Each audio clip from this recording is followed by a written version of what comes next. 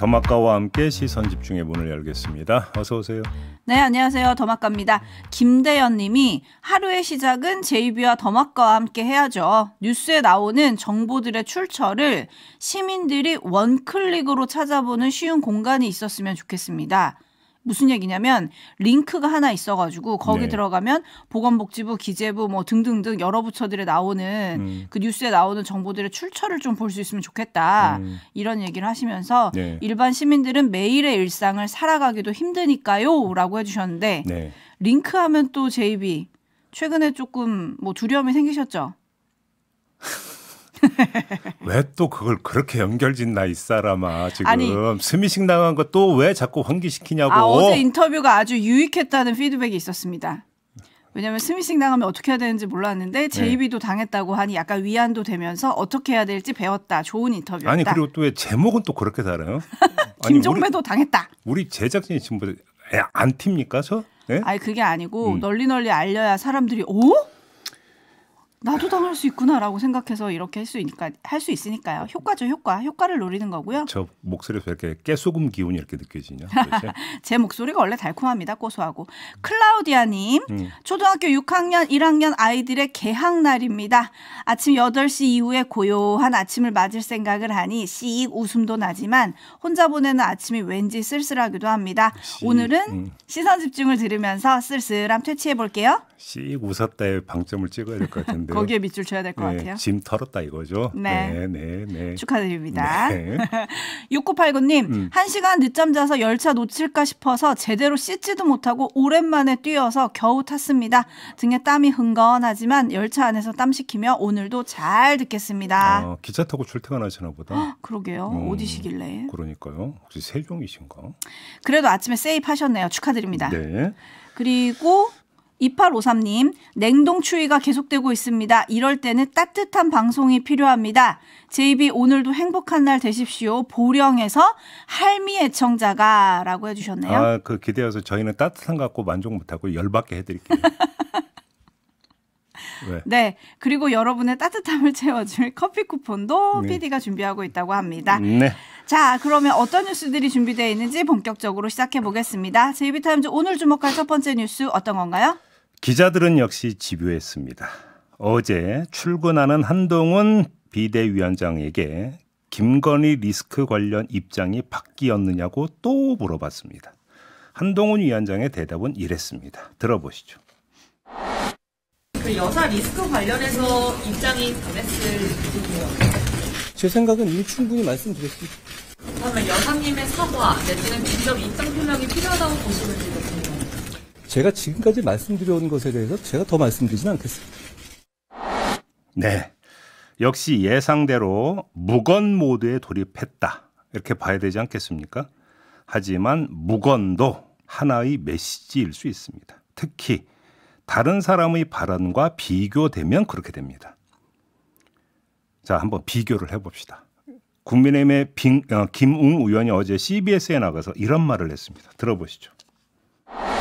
납작 엎드려야 되죠. 그러니까 보통 그 여사님 같은 경우에는 정무 감각이 매우 뛰어나시기 때문에 지금 이 위기를 돌파하기 위해서는 일반인이 생각하는 것보다 더 센 방법을 택하셔야 돼요. 뭐 예를 들면은 뭐 사저로 가는 거나 아니면 그거보다 더해서 잠시 외국에 나가 있겠다라 할지 그 정도 하고 나오면은 사실은 이 국면이 뒤집어지는 겁니다. 김무성 전 대표도 KBS에 나가서 이런 말을 했습니다. 어쨌든 본의 아니게 그 나쁜 의도에 말려드는 거 아닙니까? 네. 그러니까 그런 거에 대해서 국민 앞에 솔직히 말씀드리고 그게 국민 보시기에 안 좋았다면 뭐 제가 잘못했다 하고 말씀하는 게 빨리 끝내는 것이 저는 좋은 일이라고 생각합니다. 네, 두 사람의 톤은 다르지만 두 사람 모두 김건희 여사의 가시적인 행동을 요구한 점에서는 같습니다. 네, 그러니까 이런 발언들이 한동훈 비대위원장의 무건과 비교가 될 거다 이 말씀이신가요? 뭐 자연스럽게 그렇게 되지 않겠습니까?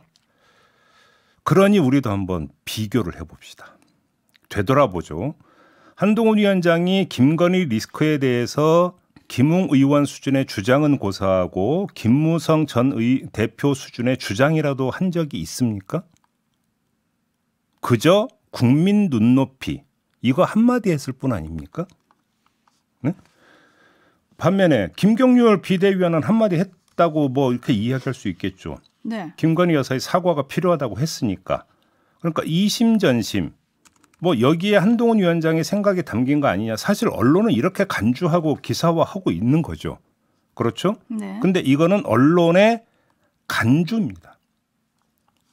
한동훈 위원장은 직접적으로 김건희 여사의 사과를 요구한 바가 없습니다. 아주 애매모호하게 추상적으로 국민 눈높이만 이야기했을 겁니다. 그러니까 조금 전에 기자와의 문답에서 이야기했던 지금까지 말씀드려온 것은 국민 눈높이에서 생각할 문제라는 바로 이 발언이고요. 거기서 더 나가지 않겠다라는 이야기가 됩니다. 다시 정리하면 김건희 여사에게 국민 눈높이에서 한번 생각해 보시라라고 권유한 게 전부라는 겁니다. 한동훈 위원장은. 그런데 어쩌면 한동훈 위원장이 자발적으로는 아니겠지만 상황 논리 때문에라도 한마디 안 할 수 없는 그런 처지에 몰릴 가능성은 있다. 이 말도 함께 드리겠습니다. 그건 무슨 말씀입니까? 어제 늦은 오후부터 오늘 아침 조간까지 쭉 실린 게 있습니다.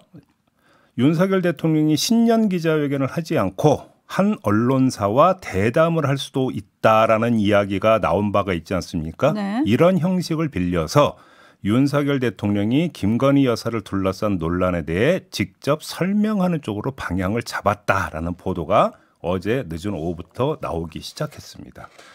여권 고위 관계자가 이런 말을 했다고 합니다. 최종 확정된 건 아니지만 윤석열 대통령이 김 여사를 둘러싼 논란과 관련해 모른 척하고 그냥 넘어갈 수 있는 단계를 지났다는 주위의 조언 속에 직접 의사를 밝히는 방안을 숙고하는 것으로 알고 있다. 이렇게 말했다라는 건데요. 이 기사에서 언론이 채택한 단어가 뭐냐면 사과 이런 유감 표명 이런 게 아니라 설명입니다. 설명. 윤석열 대통령이 특정 언론사와의 대담에서 설명할 수도 있다. 이렇게 지금 단어를 뽑고 있는데 이게 뭘 의미하는지 설명이라는 단어가 뭘 뜻하는 건지는 굳이 설명 안 해도 되지 않겠습니까? 우리 촌철님들이 다 아실 거라고 생각을 하는데요. 그럼 논란이 가라앉겠습니까? 아니면 더 커지겠습니까? 이거는 설명의 내용에 따라서 달라지는 거 아니겠습니까? 근데 만약에 논란이 격화가 되면 될수록 한동훈 위원장의 입을 쳐다보는 시선이 더 많아지게 되지 않겠습니까? 그럼 그때도 무건 모드를 유지할 수 있겠습니까?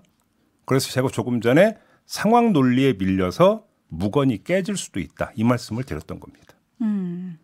근데 이제 한동훈 위원장 입장에서 보면은 일단 폴더 인사도 그렇고 일단 갈등이 격화되는 거를 막기 위해서 일보 후퇴 뭐 이런 느낌일 수도 있지 않나요? 일보 후퇴면 언젠가는 이보 전진은 해야 되는 거 아닙니까? 이보 전진을 할 수 있느냐고 지금 저는 물어보고 있는 거잖아요.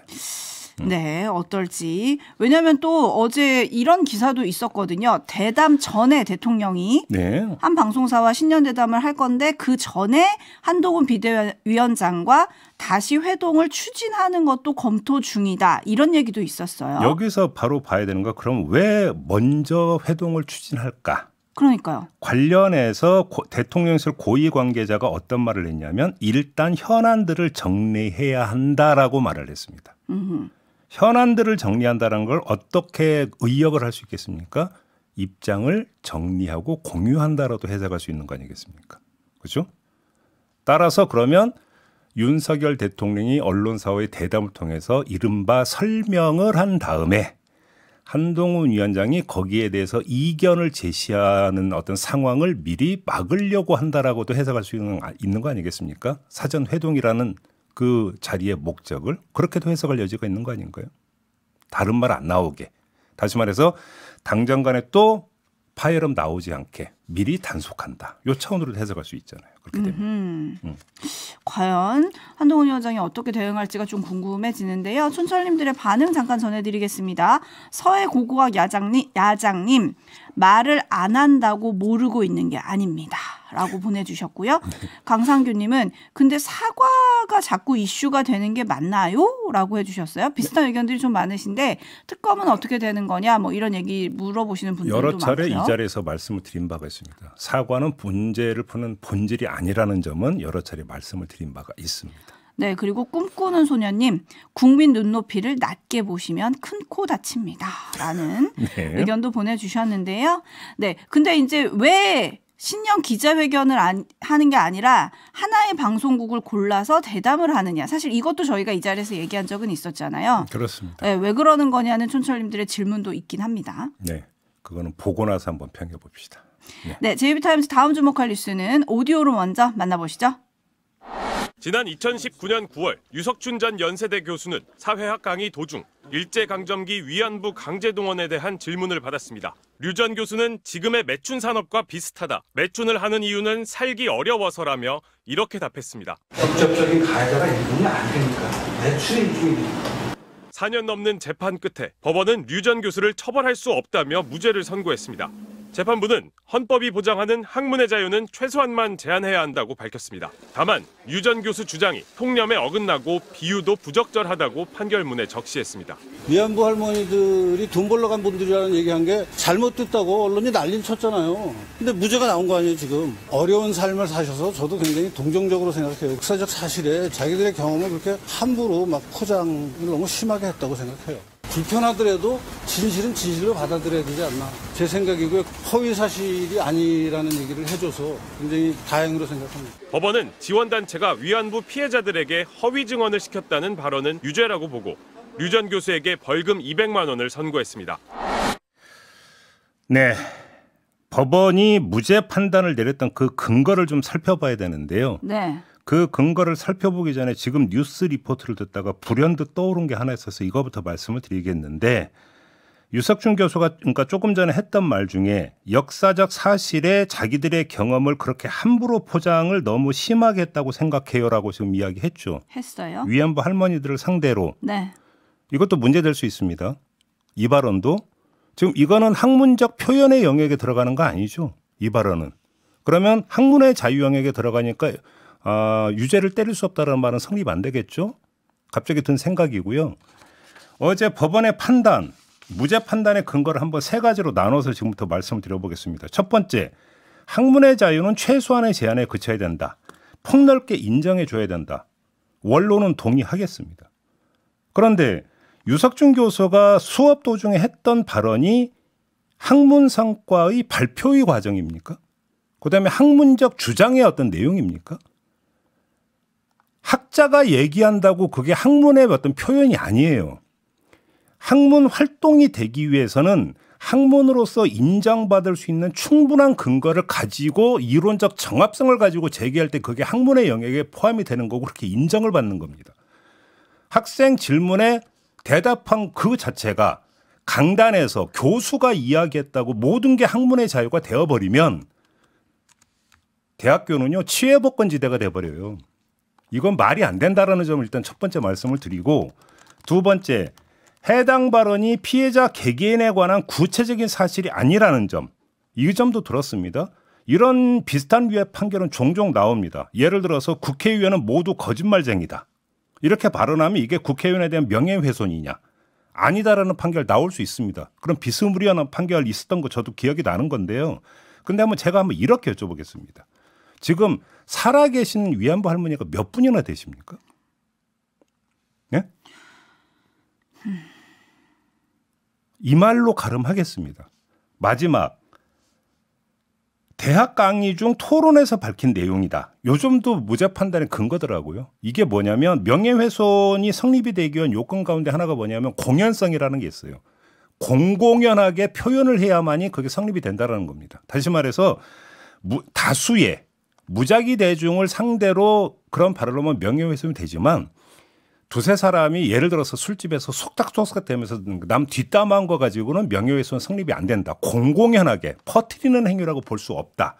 이래서 성립 안 된다. 이런 얘기가 아마 그 차원에서 지금 법원이 이렇게 판단을 한 것 같은데 그럼 학생들이 다수 앉아있는 강의실은 그리고 그런 학생들을 대상으로 한 것은 공공연하게 발언한 겁니까? 속닥속닥 된 겁니까? 이거 지금 제가 답을 판단할 수 있는 부분이라서요. 제가 답을 내릴 이유도 없는 거 아닙니까? 그러니까요. 응? 그러니까요. 근데 류 전 교수의 말을 지금 들으면서 많은 분들이 지금 화가 나셨는데 류 전 교수는 어제 자신과 같은 주장을 담은 하버드대학 램지어 교수 책을 들고 와서 네. 기자들한테 공부 좀 하라 이런 얘기도 했다는 거예요. 근데 류 교수에 대한 판단이 이렇게 나오면 지금 왜곡된 주장을 하는 램지어 교수 같은 사람들이 많잖아요. 네. 그러면 우리가 뭐라고 할 수 있습니까? 이런 사람들의 입조차 막을 수 없는 판결이 되어버리는 거 아닌가요? 이 판결은? 아니 램지어 교수를 앞세워가지고 자신의 어떤 방탄막으로 삼을 거면 램지어 교수를 대상으로 우리가 그 소송을 해서 법원 판결을 내릴 수 있습니까? 네? 아니 갖다 붙일 게 있고 아닌 게 있는 거 아닙니까? 그러니까요. 지금 풀뚱님이 역사 왜곡을 해도 학문의 자유면 무죄입니까? 라고 물음표 보내주셨고 0116님도 비슷한 의견. 어디까지가 학문입니까? 도대체 어느 나라 교수입니까? 참 대단하시네요. 라고 해주셨어요. 위안부 강제 동원에서 성노예 삼았다라고 해서 국제적으로 공인된 사실 아닙니까? 근데 거기에 어떻게 학문의 자유를 들이댈 수 있느냐 뭐 이런 이야기도 성립이 될 수 있는데 저는 이 얘기는 안 하겠습니다. 왜냐하면 한참 동안 정설로 여겨졌던 것도 예를 들어서 부정되는 경우가 종종 있어요. 학문의 세계에서는. 다시 말해서 기존의 정설을 부정할 수 있는 충분한 합리적 근거를 갖고 제시해서 학문적 토론이 이루어져 가지고 정설이 수정이 될 수도 있습니다. 그게 학문이 존재하는 이유라고 저는 생각을 해요. 그러니까 국제적으로 공인된 사실이니까 왜 거기에 딴소리 하느냐라는 얘기까지는 제가 안 드리겠습니다. 다만 조금 전에 말씀을 드린 것처럼 근데 그렇게 인정받기 위해서는 학문다워야 된다는 거 아닙니까? 충분히 그런 어떤 이론적, 사실적 근거를 제시해 줘야 될 거 아닙니까? 그게 있었냐고요. 유석준 교수의 발언에서. 그러니까요. 데이지 님이 역사의 부정을 넘어서 할머니들 마음에 말로써 비수를 꽂네요 라고 좀 꾸짖어 주셨고요. 훈민정음님 역사적 사실에 대해 공적인 자리인 교수의 자리에서 이렇게 잘못된 사실을 가르치는데 당연히 문제가 돼야죠. 초등학교 서울의 봄 단체 관람한다고 학교에 대해서 항의한 거랑 비교하면 간단하지 않습니까? 라고 해주셨네요. 네. 우리나라 법원이 이랬습니다. 네. 우리나라 법원이요. 네. 희나리 님이 한숨을 넘어서 화를 돋우는 뉴스네요 라고 해주셨는데 제 입이 너무 열받지 말라는 문자도 있었습니다. 제가 아까 그래서 따뜻함을 넘어서 열받게 해드리겠다고. 네. 다음 뉴스는 어떤 뉴스인가요? 택배 노조가 2020년 3월 단체 교섭을 요구했지만 CJ 대한통운이 거부한 일이 있었습니다. 그래서 중앙노동위원회까지 갔고 중앙노동위원회가 이를 부당노동행위로 판정을 내렸습니다. 그러자 CJ 대한통운이 이에 불복해서 소송을 냈습니다. 그런데 1심에 이어서 2심에서도 중앙노동위원회 판정이 맞다라는 판결이 나왔습니다. 쟁점은요? 자, CJ 대한통운이 사용자인지 여부가 쟁점이었습니다. CJ 대한통운은 택배기사들과 명시적, 묵시적 근로계약 관계를 맺지 않았기 때문에 노동조합법상 단체교섭 의무가 있는 사용자가 아니다 이렇게 주장을 했는데 법원은 노동자를 고용한 사업주로서 권한과 책임을 일정 부분 담당하고 있다고 볼 정도로 기본적인 노동 조건에 관해 실질적 구체적으로 지배 결정할 수 있는 지위에 있었다. 이렇게 판단을 한 거거든요. 그래서 부당 노동행위다 이렇게 본 건데 우리는 종종 목격을 합니다. 지켜봤고 겪어봐서 다 아는 경험칙을 법 기술로 부정하려는 시도가 이루어진다는 사실을 우리는 알고 있습니다. 이번 판결은 이런 시도가 때로는 가끔은 먹히지 않을 수도 있다는 것을 보여주는 사례다. 그냥 이렇게 정리하도록 하겠습니다. 네. 더마카 수고하셨습니다. 고맙습니다.